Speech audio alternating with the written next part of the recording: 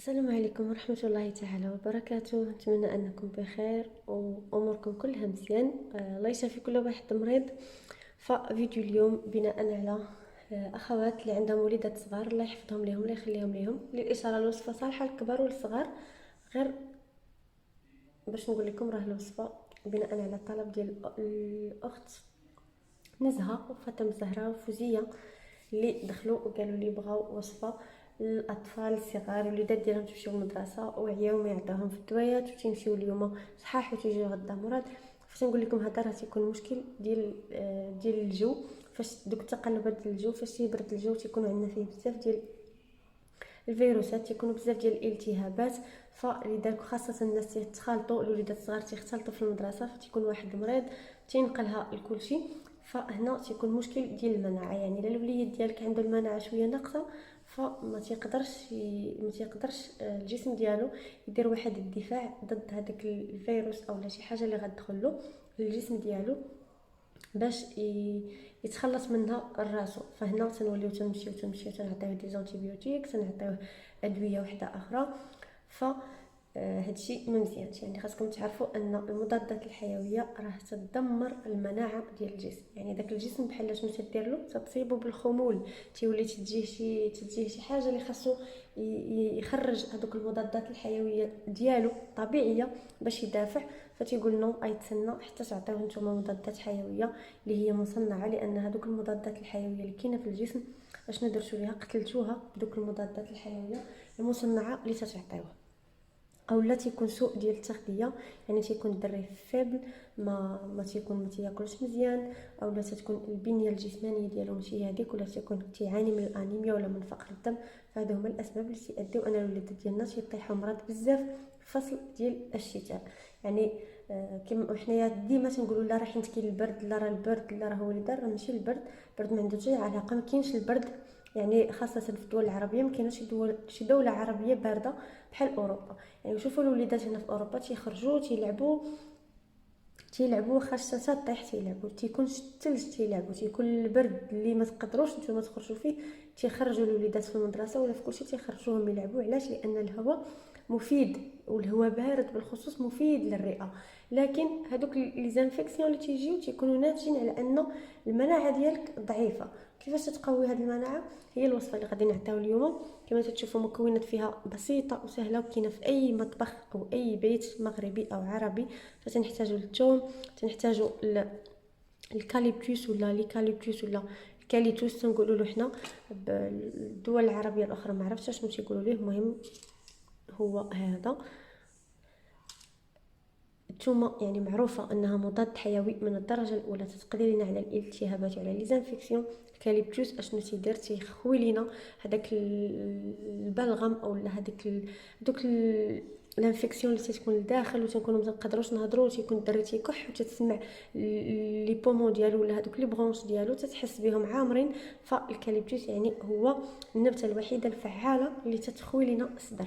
وهنا رجعوا شوفوا اي دواء اونتي برونشيت ولا الدواء اللي تيعطيكم الطبيب فاش تمشيو تقولوا له راه الوليد ديالك عنده الكحه اللي تتكون الكحه عامره ولا ما عرفتش كي تيقولوا لها، تيكون تيكح والصدر ديالو عامر.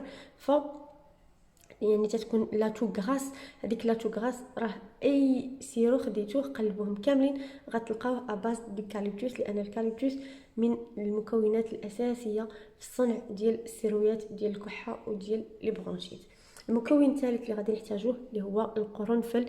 يعني القرنفل معروف انه مفيد بزاف للرئه، هو اونتي انفلاماتوار وتيحيد لنا التعفنات اللي تتكون عندنا في الرئه ديالنا وفي المسالك التنفسيه. يعني قلت لكم شحال هذه راه الناس اللي تيعانيو من الربو او اللي تجيهم ديك الكحه او ديك السعله ديك الكحه الناشفه، فعليكم ب القرنفل. فهنا انا ديجا كان عندي هنايا كنت ديجا مصاوباه، فقربت سالا غادي نعاود نصاوب واحد اخر. يعني فعال بزاف في وقيته ديال البرد للوليدات الصغار ولا حتى الكبار. منها تنحميوهم ومنها تنقويو لهم المناعه ديالهم، يعني كلها مكونات طبيعيه. هنا تنحتاجوا مقدار ديال كاس ديال الزيت الزيتون. بالنسبه لزيت الزيتون من الافضل انها تكون شي زيت اللي هي حلوه باش باش الوليد يقدر يشربها، خاصه الوليدات الصغار. الكبار تيصبروا ولكن الصغار ما غاديش يقدروا يشربوا، خاصه الا كانت تخلي واحد المذاق مر. تناخذوا الكاليبروس. هذا الكاليبروس للاشاره انا كنت غاسلاه ومخليه يبس في الظل، يعني ما متعفن ما حتى شي حاجه. يعني كاليبروس هكذا. بالنسبه للثومه بزاف ديال الاخوات قالوا لي اعطينا وصفه ولكن ما تكونش فيها الثومه حيت الثومه مجهده. هنا باش ما تكونش عندنا هاد الثومه مجهده اشنو غنديروا ليها؟ غادي نحاولوا نشويوها فوق النار. ديك القضيه ديال نديروها في بابي الومنيوم تنقول لكم لا، تفاداو ما امكن البابي الومنيوم لانه غير صحي. فاشنو غنديروا؟ غادي نحطوها فوق النار هكذا بالقشره ديالها، غادي نشويوها واحد شويه. علاش نشويوها واحد شويه؟ تنحيدوا ليها داك الجهد ديالها ومن بعد تنديروها في الزيت. يعني فوالا هكذا بهذا الشكل تنحاولوا اننا تنحرقوا ليها ديك القشره ديالها. ديك الطريقه باش نحرقوها بحال هكاك فاتي تنقص ليها واحد شويه من الجهد ديالها. لكن الا ما كانش عندكم مشكل، كنتو نتوما يعني كبار اللي غادي تستخدموا هاد السيرو او هاد المضاد الحيوي هذا، فما فيها حتى شي باس، يعني تقدروا تستخدموها كما هي. فوالا فاش تبقاو تديروها تطرطق بحال هكذا صافي. شنو تنحيدوا لها هذيك القشره ديالها تكون اصلا بحال ولات بدات كطيب. فوالا تنقطعوها قريفات، ما نخليوهاش هكذا كامله، نقطعوها ومن بعد تنضيفوها لهاد الزيت هذا. هنايا انا استعملت تقريبا 4 ديال الدروسه ديال الثوم في كاس ديال الزيت، يعني في مقدار 100 ملل ديال الزيت. الا كنتو غديروا كميه كبيره ضيفوا الثوم، يعني الثومه ما غاديش تضركم، ما غادي دير لكم حتى شي حاجه.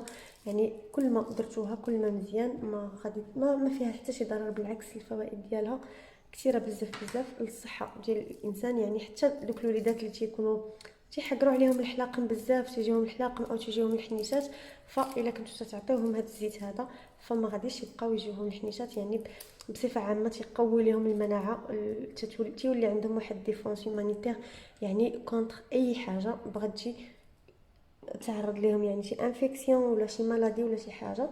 المهم هكذا بهذا الشكل هذا. من بعد تنسدوا عليها، يعني تكون شي قرنينه اللي ما تيدوش ليها الهواء، يكون عندها واحد الجوان بحال هكا، او ديروا بلاستيك وتسدوا. من بعد غادي نديروها فوق حمام مائي، يعني فوق حمام مائي لمده نصف ساعه. نديروها في حمام مائي، نديروا كاسروله فيها الماء ومن بعد نسدوا عليها ونخليوها واحد نصف ساعه فوق النار، يعني حتى هذوك المكونات دير لنا هذيك لانفيزيون اللي حنا محتاجينها. ومن بعد تنحيدوه وما تنخليوهش متعرض للضوء بالمره. يعني الا لقيتوا انكم ديروا شي قنينه اللي يكون اللون ديالها غامق يكون احسن، يعني تحيدوه من فوق النار، تحتفظوا به في مكان مظلم. هنا من اول يوم تقدروا تستعملوه وتخليوه دائما عندكم، يعني دائما يكون واجد. تخليوه في بلاصه مظلمه، يعني في البلاكار ولا شي بلاصه اللي ما معرضش للضوء، وتبقاو تعطيوه للوليدات. هنايا الاشاره للوليدات تعطيوه ليهم بالنهار ولكن احسن حاجه هي تعطيوه ليهم قبل ما يمشيو ينعسوا، يعني تيشربوه تيمشيو ينعسوا هكذاك، يعني تينعسوا مرتاحين ولي بومو ديالهم تيتنقاو فاش تيفيقوا مع الصباح. يعني كاع هذاك الشيء تيكحوا، كاع داك الشيء اللي كان عندهم في المسالك التنفسيه ديالهم تيخرجوه، وهكذا تيتشافوا بسرعه. للاشاره ما تخليوش الوليدات ديالكم حتى صافي يكونوا فات فيهم الفوت كما تنقولوا، ولا ولات بلي بيغ عاد يولي خاصنا واحد التريتمون اللي هو صعيب. يعني كي تشوفوا وليد ديالك عوينه ديالو حمرين تيكح كحه خفيفه او النيف ديالو تيسيل، تعطيه هذا الزيت. يعني واخا يكون فيه الرواح تكون فيه سخانه تعطيه هذا الزيت هذا، يعني لان ماشي دائما راه لا غريب تتبدا بالكحه، نو تتبدا بالسخانه، من بعد تيكون سيلان ديال الانف، او لا تشوف الوليد ديالك تيقول لك دارني هنا دارني هنا، يعني عنده هذوك لي مو مشكلير او لا الالام ديال العضلات، فهذيك تتكون البدايه ديال لا غريب. فهذا مكان يعني غزاله هذه الوصفه غادي تحيد لهم الحنيشات، غادي تحيد لهم البلغم او لا ما عرفتش شنو تنقولوا له البلغم ولا هذيك لي بومو اللي تيكونوا عامرين. بالنسبه للناس اللي عندهم الربو غادي تعاونكم بزاف بزاف بزاف هذه الوصفه وهذه الطريقه هذه، فجربوها ما غاديش تندموا. بقى لي غير نقول لكم نوحي عليكم الى فيديو قادم، وراه صالحه للكبار والصغار وحتى المسنين، لكن الناس اللي عندهم ضغط الدم منخفض، تنكرر عندكم ضغط الدم منخفض، ما تستعملوش الوصفه، او لا استعملتيها وحسيتي بحال تشوف الغشاوه او الضبابه، عرف بان عندك ضغط الدم المنخفض، فالثومه تتهبط لا طونسيون او الضغط ديال الدم، فيعني تستغنوا عليها وديروا غير القرنفل والكاليبتوس وتزيدوا معاه الزعتر او لا ازير او اكليل الجبل. باي باي.